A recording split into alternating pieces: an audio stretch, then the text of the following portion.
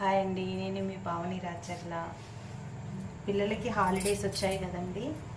అబ్బాయిలైనా అమ్మాయిలైనా, చిన్న పిల్లలకి పెద్ద పిల్లలకి ఎవరికైనా సరే అండి, బయటికి వెళ్ళి ఆ క్లాసులు ఈ క్లాసులు అవన్నీ నేర్పించకుండా, అక్కడ క్లాసులకి పంపించకుండా మన ఇంట్లో మన ఫ్యామిలీ విలువలని నేర్పించండి.